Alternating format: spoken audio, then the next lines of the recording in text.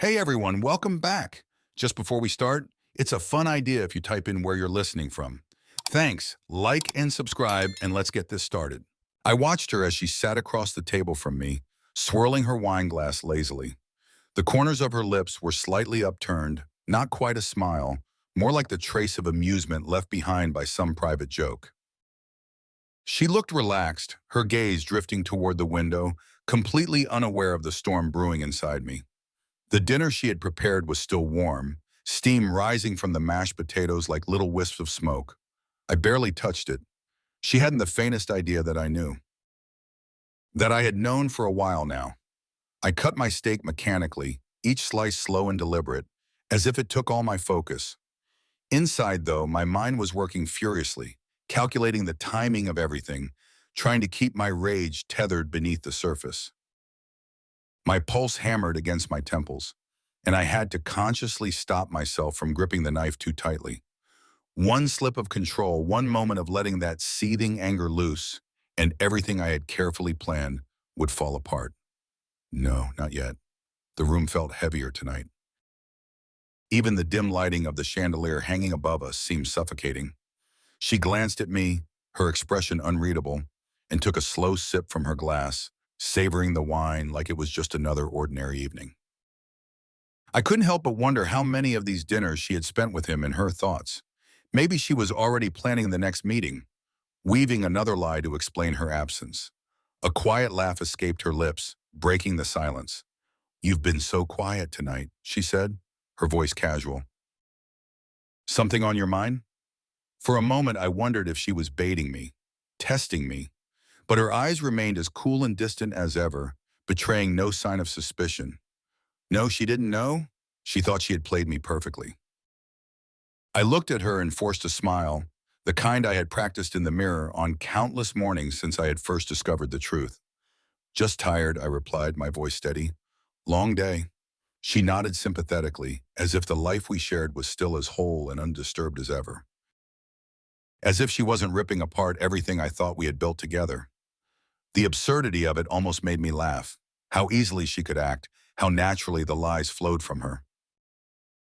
The wine was almost gone now, and she poured herself another glass, the rich burgundy liquid filling the air with its sharp scent. I watched her movements, graceful, confident. That same confidence she must have used when she slipped out of our bed and into his. My stomach twisted, the steak suddenly tasting like ash in my mouth. She had no idea what was coming. For weeks I'd been watching her. I'd been careful, meticulous, making sure she would never suspect. I'd sifted through her phone when she wasn't paying attention, tracked her every movement, traced the threads of her betrayal back to him. She had no idea how tightly the walls were closing in around her. Tonight, though, it took everything in me to maintain that facade, to keep the fury from spilling out in front of her, to keep from shattering the glass in my hand. As she prattled on about her day, about meaningless things that seemed so trivial compared to what was really happening between us, I tuned her out. I wondered how much longer I could stomach this, how long I could keep pretending I didn't know she was unfaithful. But I had to be patient. Tonight wasn't the night. Not yet.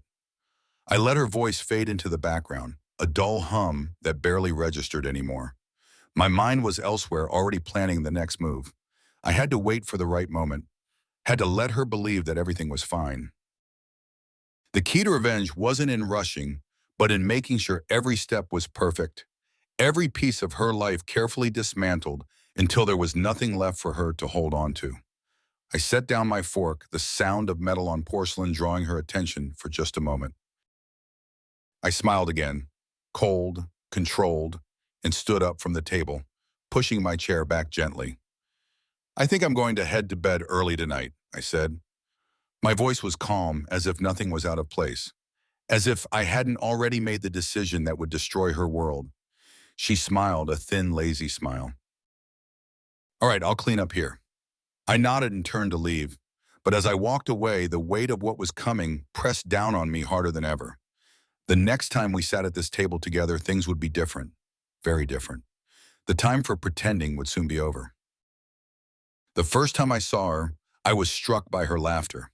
It was unguarded, genuine, the kind that pulled you in and made you feel like the world wasn't so heavy. We were at a friend's party, one I hadn't even planned on attending. I was standing awkwardly by the punch bowl when I heard her laugh. I looked up, and there she was, surrounded by people, but her eyes found mine. That was the moment that started everything. The life we built together, the promises we made. Back then, I thought she was perfect. She was the woman who could light up a room, and I was the man who got to hold her hand as we walked out of that room, laughing about some shared joke. I felt lucky. No, I felt chosen. We fell into a routine that felt effortless.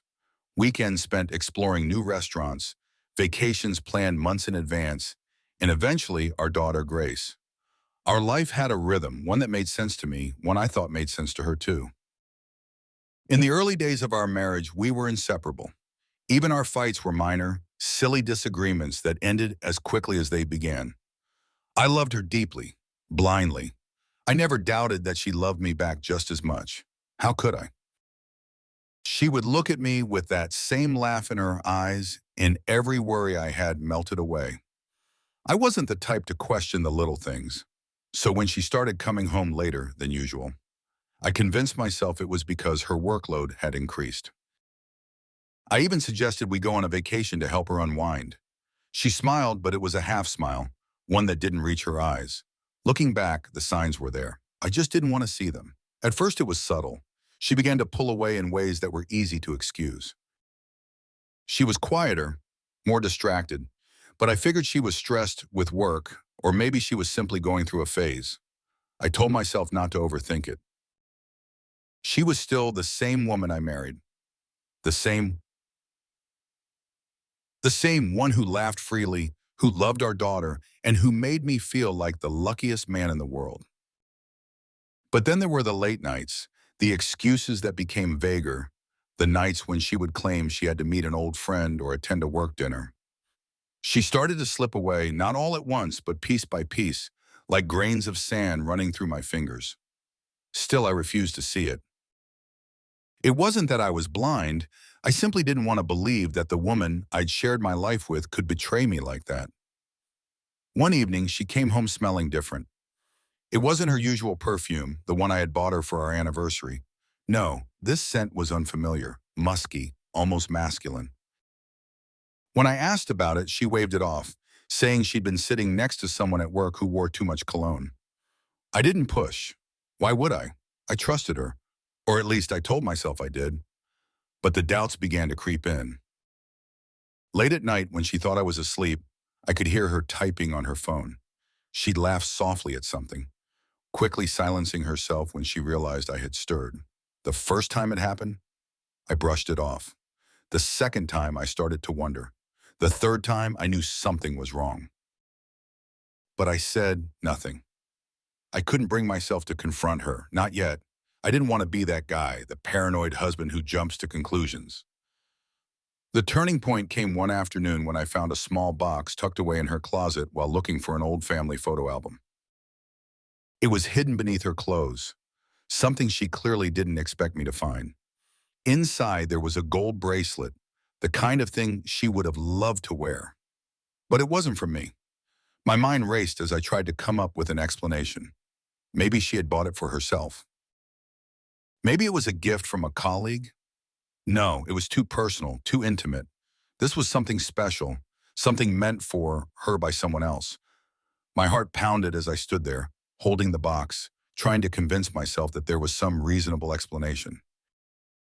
But I couldn't lie to myself any longer. That was the moment I knew without a doubt that she was seeing someone else, someone who wasn't me. I sat on the edge of our bed that night, watching her as she slept. How had we come to this? How had I let this happen without realizing it sooner? The anger I felt wasn't explosive, it was cold, a creeping fury that sank into my bones. I could feel it spreading, a bitter realization that this woman, this person I had loved and trusted with everything I'd bring, had betrayed me in the worst possible way. But I didn't act. Not yet. The next day I followed her to him. It wasn't something I'd ever imagined myself doing, but I needed to know for sure. I left work early, telling my boss I wasn't feeling well. My heart raced the entire time, a mixture of dread and determination pushing me forward. When she left the house that evening, I was just a few cars behind her. I watched as she drove into the city, parking near a trendy restaurant. I didn't have to wait long. There he was, tall, broad-shouldered, dressed in an expensive suit. I watched as she greeted him with a smile I hadn't seen in months, a smile that was reserved for me once upon a time. She leaned in to kiss him, and my world shattered. I clenched the steering wheel so hard my knuckles turned white. The cold fury returned, but this time it came with something else. Clarity. I could have stormed out of the car, confronted her then and there. I could have exposed them, screamed at her, humiliated her in front of him. But that would have given her the upper hand. It would have given her control over the narrative. No, I couldn't let that happen. I wasn't going to be the fool who lost everything in a moment of rage. I had to be smarter than that. I had to be patient. I watched them from the car, my mind racing through possibilities. I needed time to think, to plan. If I acted on impulse, I'd only make things worse. No, I needed to make sure that when I made my move, it would be calculated, controlled. She had already won her little secret game with me, but this wasn't over, not by a long shot. That night, I went home before she did. When she finally walked through the door, her hair slightly disheveled and a faint blush still on her cheeks, I pretended not to notice. I smiled, asked her how dinner was, and she lied right to my face. I nodded, acting the part of the oblivious husband, but inside I was already plotting. The life we had built was crumbling, but I wasn't going to let her walk away from this unscathed. She had taken something from me, my trust, my pride, my family, and I was going to take it all back. I was going to make her regret every single lie, every moment of betrayal. But I had to be smart about it. I had to make sure that when I finally confronted her, it would be on my terms. From that moment on, everything changed. I started paying closer attention, taking mental notes of every inconsistency, every lie. I kept my distance emotionally, pretending everything was fine while I quietly gathered evidence. I followed her more often, always careful not to get caught. I started collecting little pieces of information, text messages, phone calls, receipts from restaurants I'd never been to. And while she carried on with her affair, blissfully unaware that I knew, I built my case. I wasn't going to confront her until I was ready, until I had everything lined up perfectly. This wasn't just about catching her in the act. It was about reclaiming the power she had taken from me. It was about control. I could feel the balance shifting already. She still thought she was in control, still thought she was playing me for a fool, but in reality, she was walking right into my hands. She had no idea what was coming. I wasn't looking for it. In fact, I had been actively avoiding the truth, pretending everything was still the way it had always been. But the truth has a way of forcing itself into the light, no matter how much you try to shut it out. I'd known something was off for weeks, maybe even months. I told myself it was stress from work, that we were just going through a rough patch.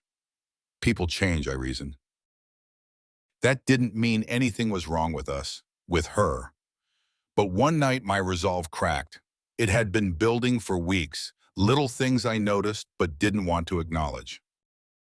The way she'd take her phone with her everywhere, even to the bathroom, as if she couldn't stand to be away from it for a second. The way her laughter had changed, sharper now, more hollow, like she was forcing it. And then there were the nights out with friends, nights that stretched longer and longer until she came home well after midnight, reeking of perfume that wasn't hers. I didn't push, not at first, until the night I found the texts. It was late, and she was asleep next to me, her phone clutched loosely in her hand. Something had woken me up, some shift in the air that made me sit up, my body tense with an unease I couldn't shake. I lay there for a while, staring at the ceiling, listening to her soft breathing. My gaze drifted to her phone. The screen lit up briefly with a new message, and my heart stopped. I told myself I wouldn't look. I wouldn't invade her privacy like that, but I couldn't help it. Some part of me knew, even before I unlocked the phone, that I was about to find something that would change everything.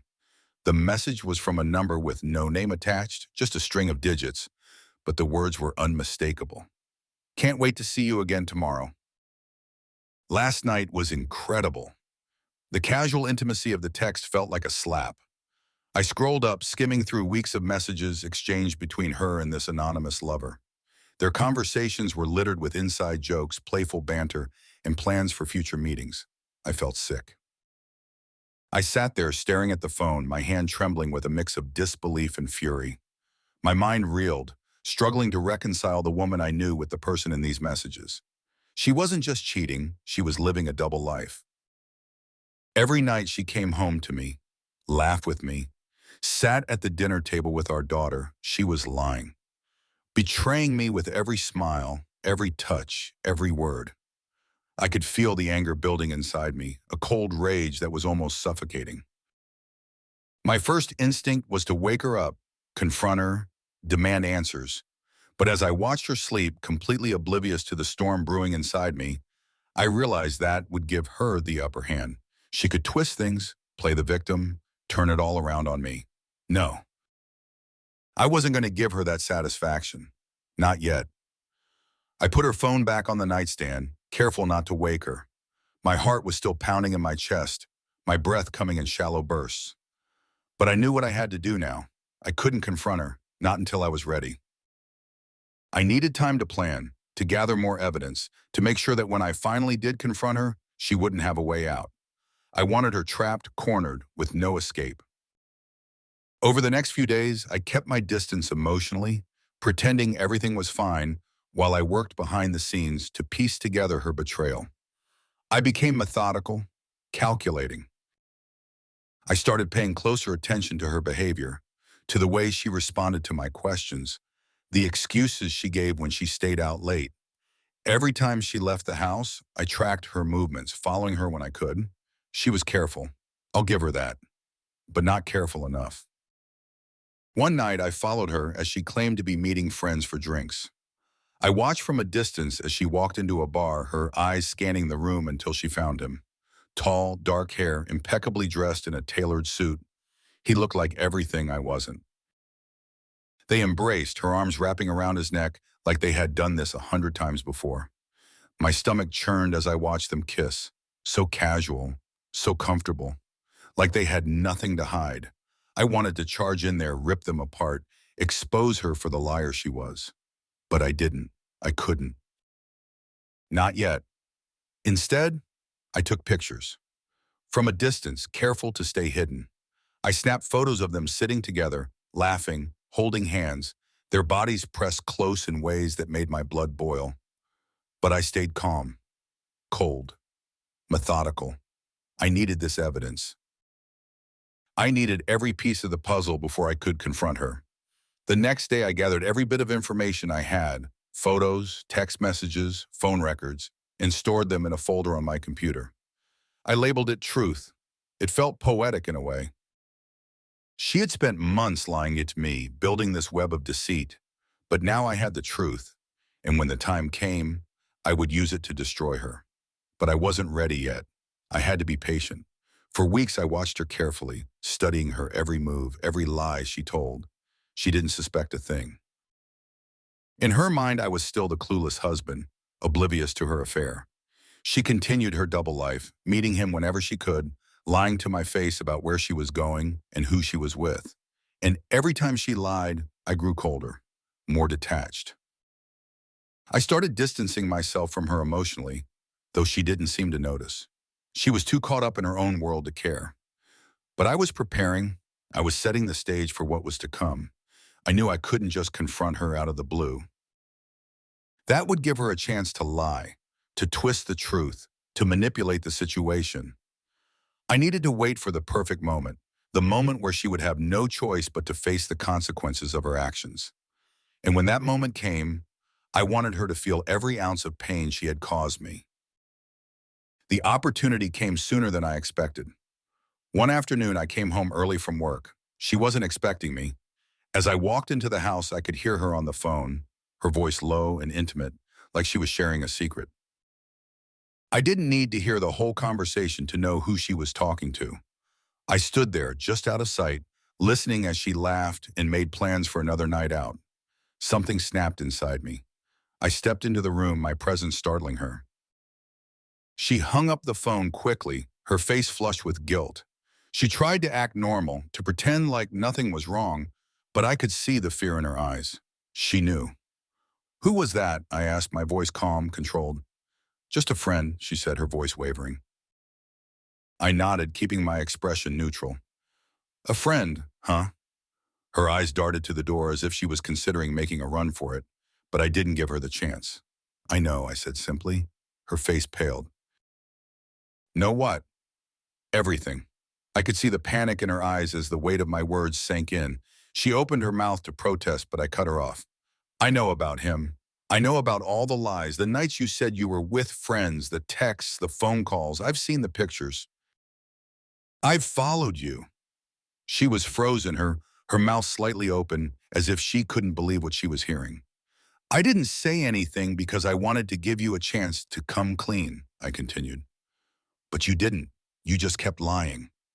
She took a step toward me, her hands trembling. "It's not what you think. I can explain." "Don't," I snapped, my voice sharp. "Don't insult me with more lies." Her eyes filled with tears, and for a moment, I almost felt sorry for her. Almost. But then I remembered everything. The texts, the photos, the nights she came home smelling of another man, and the pity evaporated, replaced by cold fury. "I'm done playing your game," I said, my voice low. "You had your fun.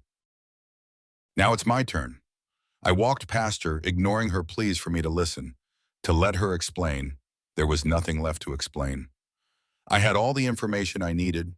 I went to my office and pulled up the folder labeled Truth. It was all there, the photos, the texts, the records. When I returned to the living room, she was sitting on the couch, her face buried in her hands. She looked up at me as I handed her a stack of printed photos. "Take a good look," I said. She flipped through the photos, her face crumbling, as she realized there was no way out. She was caught, trapped in her own web of lies. The tears flowed freely now, but I felt nothing. "I'm going to destroy you," I said, my voice steady. "You took everything from me, my trust, my dignity, my family. Now I'm going to take it all back." Her sobs filled the room, but I was already walking away, my mind racing with the possibilities of what was to come. The game had only just begun, and I was finally the one in control. It started small. The kind of changes that would fly under the radar of anyone not paying attention. But I was paying attention. Every minute detail of her life was now my focus, and I took meticulous care in ensuring that she wouldn't know I was behind it all. It was easy, almost too easy, to slowly erode her sense of stability. I had been patient, holding back the storm for long enough. Now it was time for the manipulation to begin. The first step was access, getting into her accounts, emails, finances. She was sloppy, overly confident that I was still the unsuspecting husband, too trusting to even imagine snooping. Her password was predictable, our daughter's birthday and the name of her favorite flower. I had everything I needed to make her life a slow, creeping nightmare. I started by withdrawing small amounts of money from our joint accounts, shifting sums that she wouldn't notice at first. A couple hundred here, 1,000 there. Enough to make sure she felt just a little short whenever she tried to check her balance or use her card. She would start to wonder if she'd been careless, spent more than she thought. And in time, that wondering would turn into doubt, then panic. I made sure her routine started to feel off too. I rearranged things at home, subtly at first, her keys in a different place, a missing document she swore she'd left on the counter. When she asked if I had moved anything, I would look genuinely puzzled, telling her I hadn't touched a thing. Her initial annoyance quickly turned into frustration. She began to question herself, but I remained calm, sympathetic, playing the role of the supportive, oblivious husband. The phone calls came next. Late at night, I'd use a burner phone and block my number, calling her while she was alone in a room. I never said anything, just waited in silence as she answered, hearing the increasing tension in her voice as she repeatedly asked, "Hello, who is this?" By the third or fourth call, I could hear the anxiety setting in.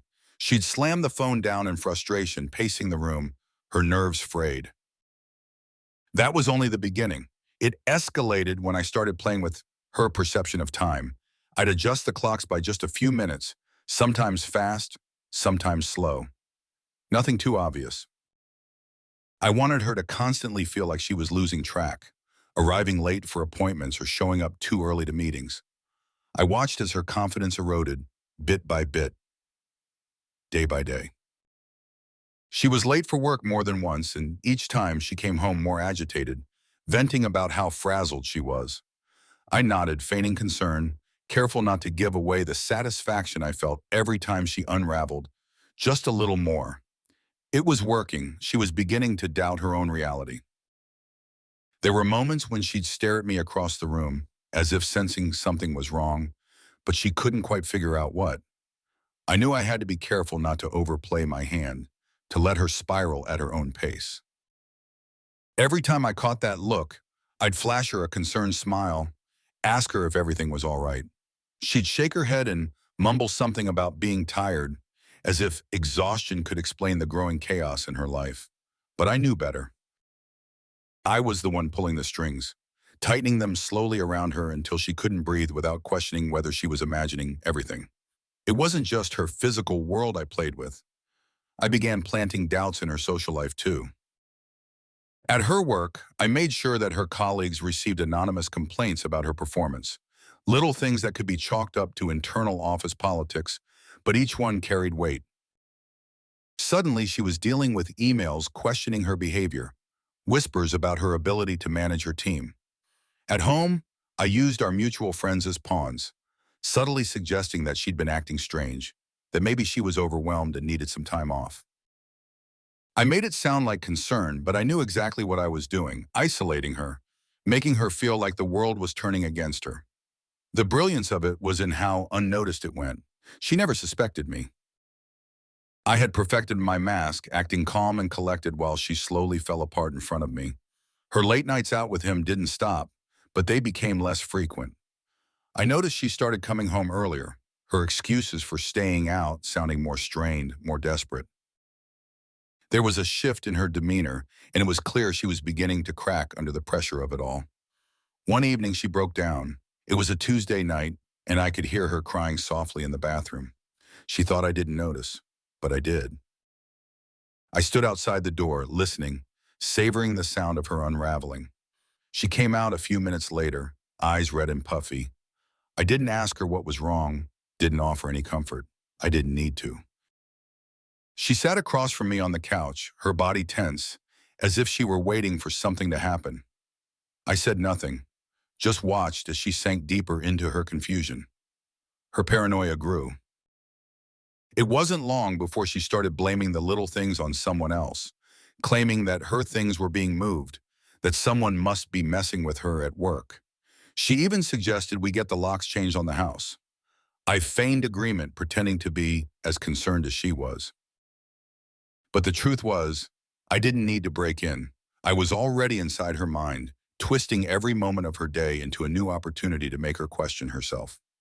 The phone calls continued too. I varied the times, sometimes in the middle of the day when she was alone, sometimes in the dead of night. The silence on the other end of the line was enough to drive her mad. She complained to me about the calls, about feeling like someone was watching her. I would offer to stay home with her, to make her feel safe, and she'd accept the offer, clinging to me in her moments of weakness. The irony wasn't lost on me. She was turning to the very person who was orchestrating her torment, and she had no idea. But as much as I enjoyed watching her slowly unravel, there were moments when I wondered if I had gone too far. There were nights when I lay awake, staring at the ceiling, wondering if I had become the very thing I despised in her, a liar, a manipulator. But then I would remember the betrayal, the texts, the nights she spent with him while I waited at home like a fool. The anger would come flooding back, and any doubts I had would disappear. This wasn't cruelty for the sake of it. This was justice. She had made her choices, and now she had to live with the consequences. As the weeks passed, I noticed a change in her. She was more withdrawn, more distant. She stopped going out as much, spending her evenings at home, staring blankly at the television or flipping through her phone. But even in her silence, I could tell her mind was racing. She was trying to figure out what was happening to her, why her life seemed to be slipping out of control. And I let her wonder. I let her sit in that confusion, knowing that every minute she spent questioning herself was another victory for me. The ultimate test came when she asked me if I thought she was losing her mind. It was a Sunday morning and we were having coffee on the patio. She had been quiet all morning, barely touching her drink, her eyes glazed over as if she were a million miles away. Finally, she looked up at me, her voice small and fragile. Do you think, am I crazy? I set my mug down, keeping my expression neutral. What do you mean? She shook her head, her hands trembling as she fidgeted with the handle of her cup. I don't know, it's like everything is slipping. I feel like I'm losing control of my own life. Things are moving around, I'm getting these calls, and I don't know. I feel like I'm going insane. I leaned forward, placing a reassuring hand on hers.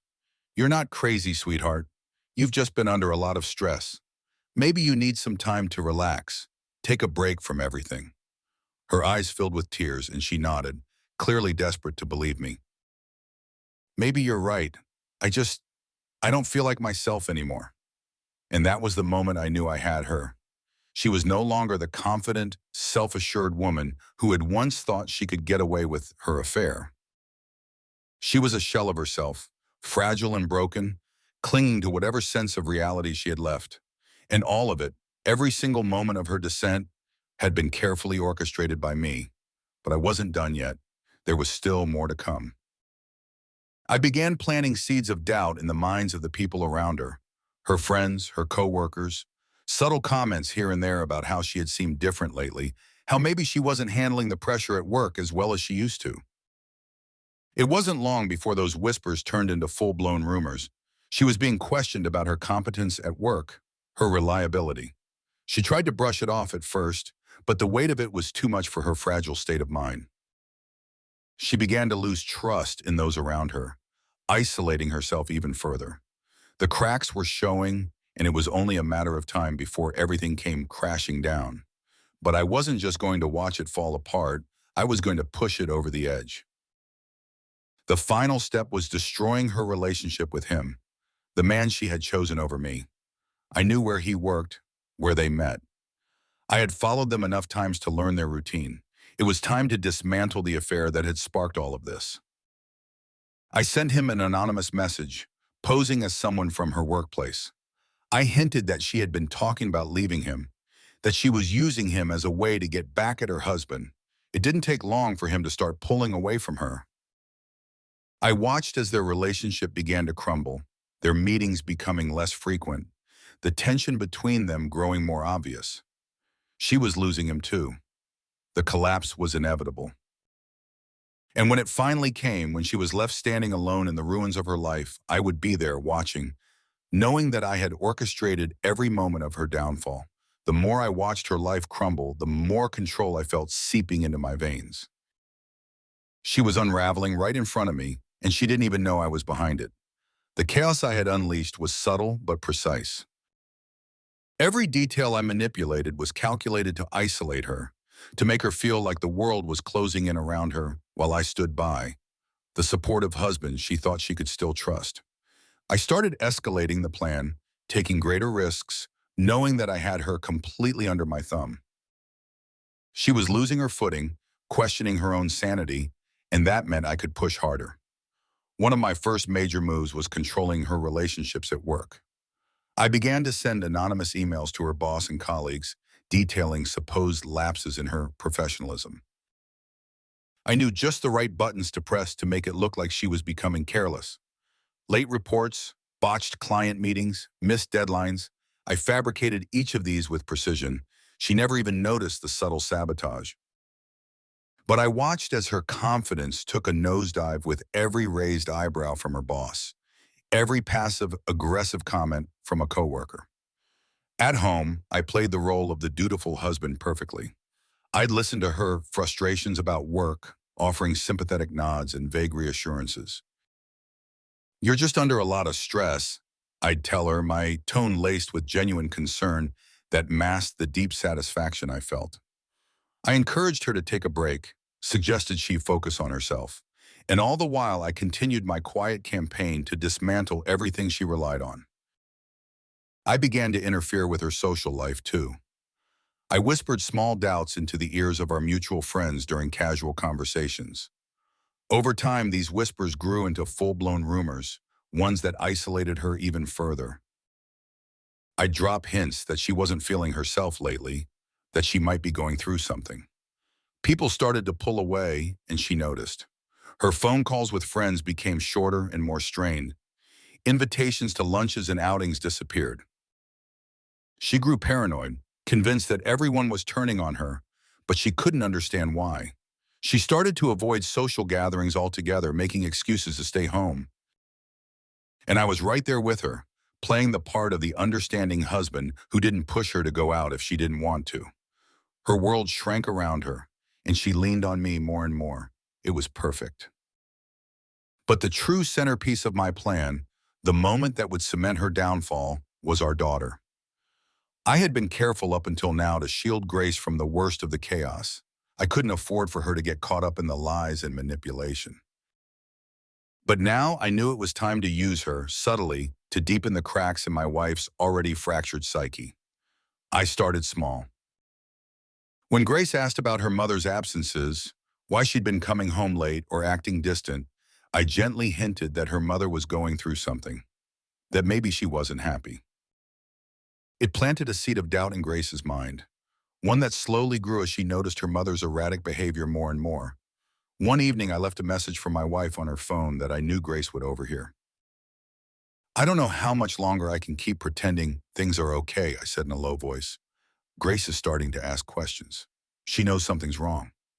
I said it loud enough that Grace, who was just outside the door, would catch enough of it to worry. It worked.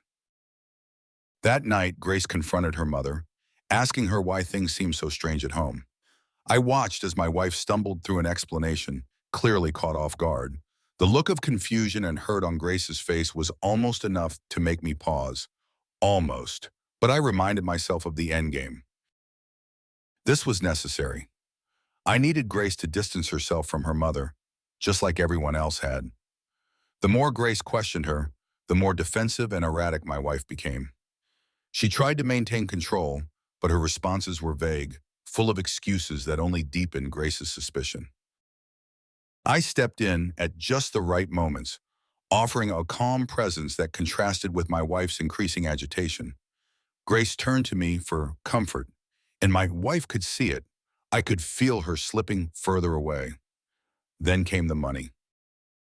I had been slowly siphoning off small amounts from our joint accounts, just enough to make her uncomfortable. But now I decided to go bigger. I transferred a large sum into an account I'd set up under a false name, ensuring that she would notice the sudden drop. When she checked the balance and saw that a substantial amount was missing, she panicked.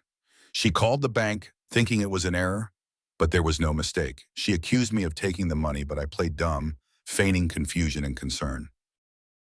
She had no proof, and I made sure to act hurt by her accusation, driving the wedge between us deeper.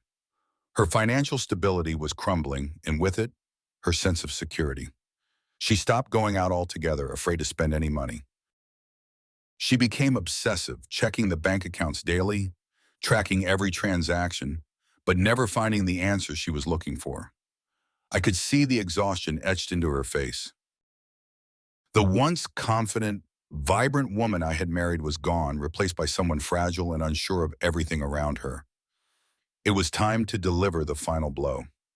Her relationship with him had already started to fray. I had seen to that by planting seeds of doubt between them, sending him anonymous messages suggesting that she was playing him, that he was just a pawn in her game. He grew distant, and their meetings became less frequent. She tried to keep him close, but I could tell she was losing him, just like she was losing everything else. I wanted her to experience the full weight of betrayal, to feel what I had felt when I first discovered her affair. So I arranged for him to find out about another man in her life. I sent him a series of emails from a fake account, posing as someone who had supposedly seen her with another lover. I included just enough detail to make it believable, enough to make him question her loyalty. He confronted her, and I watched from a distance as their final argument unfolded. She came home that night devastated, her eyes red from crying. She didn't speak to me. She didn't have to. I knew it was over between them. She had lost him, and with him, the last semblance of control over her life. In the weeks that followed, she became a ghost. She barely left the house, barely spoke to anyone. She was lost in her own misery, consumed by the weight of everything she had lost. I had orchestrated her downfall piece by piece, and now she was standing alone in the ruins of her life, exactly where I wanted her. But something unexpected happened. As I watched her disintegrate, as I stood over the wreckage of her life, a strange feeling began to creep in: doubt. For the first time, I wondered if I had gone too far. I had gotten everything I wanted. I had destroyed her, just as she had destroyed my trust. But now, standing in the wreckage, I couldn't help but wonder if the price had been too high. There were moments when I caught myself feeling empty. I had spent so long planning, executing, controlling, that I hadn't stopped to think about what would come after. What was I supposed to do now? I had won. She was broken. But the victory didn't taste as sweet as I had imagined. She was still my wife, after all, still the mother of my child. And watching her like this, so hollow, so defeated, stirred something in me that I didn't want to admit. Was it guilt? Regret? I wasn't sure. But I couldn't shake the feeling that something was missing, that this wasn't how it was supposed to end. Grace had noticed the change in me too. She watched me carefully, asking quiet questions about what was wrong. I could tell she was beginning to see through the cracks in my facade, starting to understand that maybe I wasn't the perfect father, the perfect husband that I had been pretending to be. I tried to reassure her, to keep her close, but I could feel the distance growing, and that terrified me. I had spent so long planning my revenge that I hadn't thought about what it would cost me. The deeper I went, the harder it became to pull back. I had crossed lines I didn't even know existed, and now I wasn't sure if I could ever go back to the person I used to be, or if I even wanted to. One night, as I lay in bed staring at the ceiling, I realized something that chilled me to my core. In destroying her, I had destroyed part of myself too. The man I had been, the trusting, hopeful, loving husband, was gone, and in his place was someone cold, calculated, someone I didn't recognize. I thought back to the beginning, to the man who had first discovered his wife's betrayal, and wondered what he would think of me now. Would he be proud of what I had done, or horrified? I wasn't sure anymore. The next morning, I looked at my wife sitting across from me at the breakfast table, her eyes vacant, her hands trembling slightly as she stirred her coffee. She didn't even look at me anymore, and I realized that, in the end, I hadn't just taken everything from her. I had taken everything from both of us. We were both ruined, and there was no going back. The dinner table was set perfectly. The silver gleamed under the soft light, and the wine glasses were half full, catching the golden hue of the light. Everything was in place, just like my plan. I had waited for this moment, calculated every detail with a precision I could only appreciate now. She sat across from me, oblivious, chewing her food slowly. Her eyes darted up occasionally, maybe sensing something different about tonight. I was calm, just like I'd been every other night, but there was something new in the air, something heavy that she couldn't quite name. It had been months since I discovered her betrayal. Months of careful planning, months of watching her slowly unravel, without realizing the hand that was guiding her to the edge. Tonight, it would all come to light. "How was work today?" I asked casually, taking a sip of wine. She hesitated before responding, her fork pausing midair. "Fine, just stressful." "Stressful?" I tilted my head, genuinely curious. "Is something wrong?" She shrugged, avoiding my gaze. "You know how it is, deadlines, clients. It's just been a lot lately." "Of course, Mom," I said, nodding sympathetically. "I'm sure you're handling it well, though. You always do." The praise was hollow, and we both knew it, but she forced a smile, one that didn't reach her eyes. There was a weariness in her that I had orchestrated. I could see the cracks now, the fraying edges of her once confident demeanor.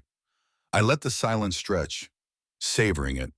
The tension between us had been simmering for weeks, and I was in no rush to break it. She glanced at me again, her brow furrowed, as if trying to read the unspoken words in the air. I set my fork down slowly, the sound of metal against porcelain louder than it should have been in the quiet room. Her eyes snapped to mine, and I saw a flicker of uncertainty there. Good. You know, I began, leaning back in my chair, I've been thinking a lot lately. About us. About everything. Her fingers tightened around her wine glass and she forced a nervous laugh. What do you mean? I mean, I let the words hang, watching her closely. I know. Her face paled instantly. No, what? I smiled, slow and deliberate, enjoying the way her composure began to crumble right in front of me. I know about him. There it was, the moment I'd been waiting for. Her eyes widened, her mouth opening and closing as if she was struggling to find the right words. The shock was evident, but underneath it was the dawning horror that she had been caught, completely and utterly caught. What are you talking about? She stammered, her voice cracking. I don't know what you mean. I reached into my jacket pocket and pulled out the small stack of papers I had printed earlier, sliding them across the table toward her. Go ahead, take a look.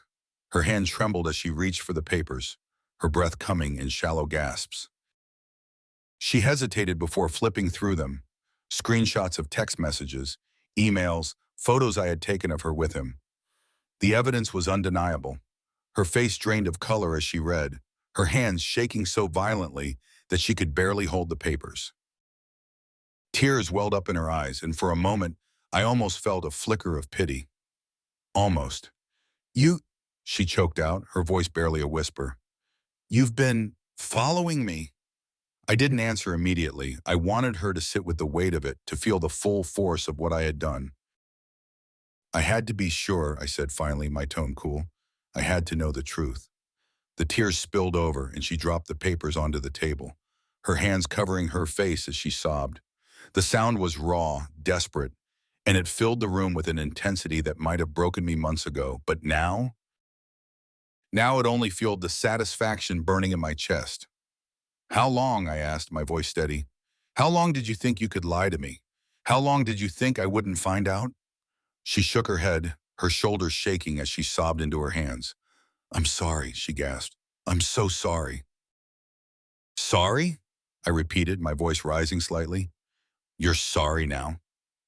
Her hands dropped from her face and she looked at me, her tear-streaked cheeks glistening in the dim light. It was a mistake, she pleaded. I didn't mean for it to happen. I don't even know why. Don't, I cut her off, my voice cold. Don't insult me with excuses. She flinched, her sobs quieting as she realized there was no way out of this. I could see the realization in her eyes, the understanding that she was trapped, that the web of lies she had spun had finally tightened around her. I trusted you, I said, my voice low. I trusted you with everything. And this is what you did?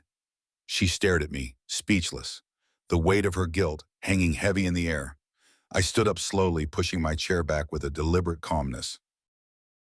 Walking around the table, I stopped beside her, looking down at the woman who had once been my entire world.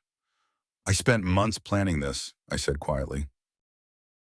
I watched you lie to me over and over again. I waited for the right moment. And now you're going to feel what it's like to have your entire life ripped apart. She looked up at me, her face streaked with tears, her eyes wide with fear. What are you going to do? She whispered. I've already done it, I replied, my voice steady. Your job, your friends, him. Everything you've built, I've dismantled piece by piece, and you didn't even see it coming. Her eyes widened in horror as the full weight of my words sank in. What do you mean? I smiled again, the satisfaction washing over me in waves. You're alone now, completely and utterly alone. There's no one left for you, no one to turn to. This is what you've done it to yourself. She gasped, her hand flying to her mouth as she processed what I had just said.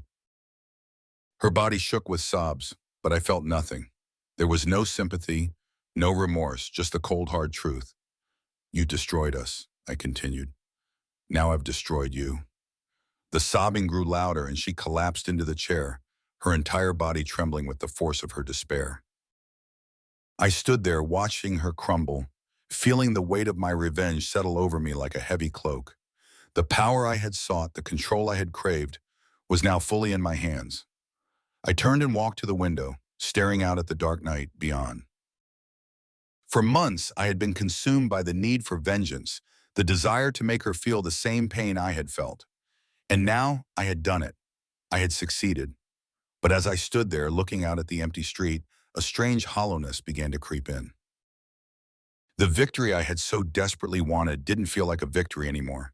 It felt empty, like I had lost something in the process, something I couldn't quite name. Behind me, the sound of her sobs filled the room, but they no longer brought me the satisfaction they once had. Instead, they echoed in the hollow spaces of my heart, a reminder of what I had sacrificed to get here. I had won. I had taken everything from her.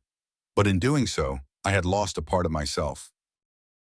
As the night stretched on, I couldn't shake the feeling that in destroying her, I had also destroyed something within me. The man I had been, the man who loved her, who trusted her, was gone. And in his place was someone colder, someone harder, someone I didn't quite recognize. The sobs behind me eventually quieted, fading into silence. But the emptiness remained, a shadow that would follow me long after this night was over. I had won. But at what cost? The house felt cold, even though it wasn't. I sat in the same chair where I'd orchestrated her destruction, the same room where I'd pulled the final thread that had unraveled her life. The silence now felt heavy, like a weight I couldn't lift. There was no victory in it anymore. No satisfaction, only emptiness. I thought back to that night, the night I'd laid everything out in front of her, my revenge coming to fruition. Her shock, her tears, the way her body crumpled under the realization that everything she thought she controlled was now in ruins. I'd watched her suffer, feeling a hollow sense of accomplishment, but that feeling had faded quickly, leaving only questions I hadn't anticipated. I had won, but now, sitting in the aftermath of it all, I realized that I had also lost something along the way. I had expected to feel relief, a sense of justice, but instead, there was a gnawing emptiness that I couldn't shake. The house was too quiet now. She barely spoke to me anymore, and when she did, it was as though she was talking to a stranger. She looked at me like someone she no longer recognized, and in many ways I didn't recognize myself either. I had become the architect of her ruin, but in doing so, I had become a man I wasn't sure I could live with. Our daughter, Grace, had sensed the shift long before either of us acknowledged it. She had seen the cracks in her mother first, and now she was watching me with a wary distance, like she didn't know which parent was more lost. I had tried to shield her from the worst of it, but even I couldn't protect her from the emotional fallout that hung heavy over this house. "Dad?" Grace's voice startled me. I hadn't heard her come in. I looked up to see her standing in the doorway, her arms crossed over her chest in a defensive posture, her eyes filled with a mixture of concern and confusion. She had grown up so much during these months, more than any child should have to. I had done that to her. I had dragged her into this mess, even though I had tried not to. Yeah? I asked, my voice rougher than I intended. She hesitated, biting her lip before speaking. "Is everything okay with you and Mom?" The question hit me like a punch. I had been expecting it for weeks, but it still felt like a shock to my system. How could I answer that? How could I tell her that the woman she loved, the mother she adored, had betrayed us both? How could I explain that I had torn her mother's life apart, all in the name of revenge? I sighed, rubbing a hand over my face. "We're figuring things out." Grace stepped closer, her eyes narrowing. "Is it because of what's been going on with her? She's not the same anymore, and neither are you." I swallowed hard, the guilt coiling tighter around my chest. "Your mom, she made some mistakes, and I've been trying to deal with that." Grace sat down across from me, her small hands resting on the table. "You're not telling me everything, Dad." I stared at her, at the young girl who had been caught in the crossfire of something far too adult, far too messy for her to understand, but she was right. I hadn't told her everything. And maybe I couldn't. I made some mistakes too, I admitted, the words heavy in my throat. I was angry and I did things I'm not proud of. Grace's eyes widened slightly, but she didn't speak. She was waiting, giving me space to explain, to admit what I had done. "I hurt her," I continued, my voice cracking. "Not physically, but I made her life fall apart, and I did it on purpose." The confession hung in the air, and Grace's expression shifted from confusion to something deeper, disappointment. She didn't say anything for a long moment, and the silence between us felt unbearable. "Why?" she asked finally, her voice quiet, fragile. I looked away, unable to meet her gaze. "Because she hurt me first. She betrayed us, Grace. She lied. She cheated, and I couldn't let her get away with it." Grace was quiet for a long time, processing my words. When she finally spoke, her voice was barely above a whisper. "So you destroyed her." The weight of her words hit me harder than I expected. "Yes," I whispered. "I did." Grace shook her head, her face a mixture of sadness and something else I couldn't quite place. "I don't understand, Dad. If she hurt you, why didn't you just leave? Why did you have to do all of this?" Her question cut deeper than anything I had asked myself. Why hadn't I just left? Why had I chosen revenge over moving on? The truth was, I didn't know. I had been so consumed by my anger, by the need to make her pay, that I hadn't thought about any other option. "I thought it would make me feel better," I said, my voice hollow. "I thought if I made her feel what I felt, then maybe I could move on." Grace looked down at her hands, her fingers fidgeting with the edge of her sleeve. "And did it?" I opened my mouth to answer, but no words came out, because the answer was no. It hadn't made me feel better. It had only left me with a deeper emptiness, a void that no amount of revenge could fill. Grace stood up, her chair scraping against the floor. "You didn't just hurt her, Dad. You hurt me too." Her words struck me like a physical blow, and I felt a wave of guilt so powerful that it nearly brought me to my knees. She was right. In my quest to destroy my wife, I had destroyed something precious between me and my daughter too. "I'm sorry," I whispered, but the words felt inadequate, too small to encompass the damage I had done. Grace didn't respond. She turned and walked out of the room, leaving me alone with the crushing weight of my actions. As the silence settled back over the house, I realized that my revenge had come at a cost far greater than I had anticipated.